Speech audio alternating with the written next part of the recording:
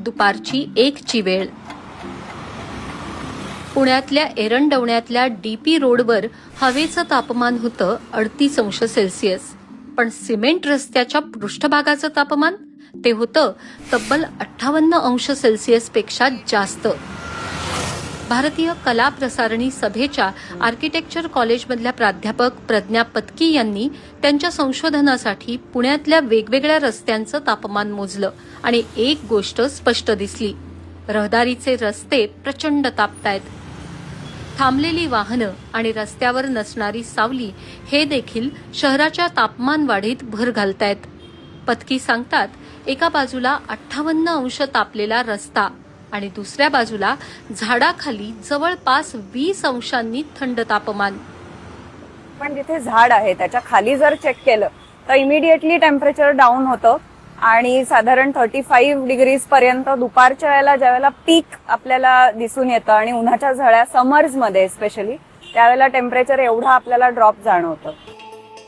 या तापलेल्या रस्त्यांचा सर्वात मोठा फटका बसतो तो रस्त्यावर काम करणाऱ्या लोकांना. फेरीवाले, फुटपाथवर बसणारे विक्रेते, टपरी चालक यांच्यावर त्याचा काय परिणाम होतोय याचा प्रयास संस्थेच्या आरोग्य गटानं अभ्यास केला. एक जण असं म्हटला की आमच्यासाठी असं आहे की वरून सूर्य ऊन ओकत असतं आणि खालनं रस्ता तापलेला असतो जो चटके देत असतो.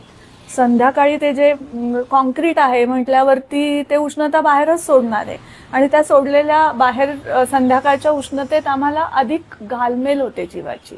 जीव घाबरा होणं किंवा धडधडणं, हातपाय लटपट कापणं, हे दिवसा असो किंवा रात्री असो, पण त्यांचा एकंदरीत अनुभव असा आहे की उष्णता वाढलेली आहे आणि त्याचा त्यांच्या शरीरावरती परिणाम होतो आहे. रस्त्यांच्या खालोखाल तापमान वाढण्यामध्ये भर घालतायत ते सिमेंटच्या आणि काचा लावलेल्या चकचकीत इमारती.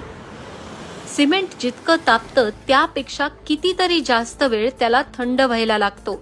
त्यामुळे सूर्य मावळल्यावरही शहर थंड होत नाही असं संशोधन सांगतं. अर्बन हीट आयलँड म्हणजे काय की शहरातले असे काही पॉकेट्स आहेत की ज्या ठिकाणी तापमान जे आहे काही डिग्री सेल्सिअसनी ग्रामीण भागापेक्षा जास्त आपल्याला दिसून येतं. कॉन्क्रिटीकरण झालेलं आहे, त्याचबरोबर डांबरी रस्ते आहेत, त्याचबरोबर बऱ्याच इमिशन आहे, व्हेहिक्युलर इमिशन्स आहे. तर यामुळं काय होतं की कॉन्क्रीटची मेन प्रॉपर्टी काय आहे की ते हीट शोषून घेतं आणि त्याचबरोबर जी रेडिएट केलेली हीट असते ती परत दुसऱ्या कॉन्क्रीटच्या सबस्टन्सनी ऑब्झर्व केली जाते आणि तीच हीट त्याच ठिकाणी फिरत असते आणि त्यामुळं तापमान त्या ठिकाणचं वाढलं जातं. भारतात वेगानं वाढणाऱ्या शहरीकरणासोबत पायाभूत सुविधाही वाढतायत.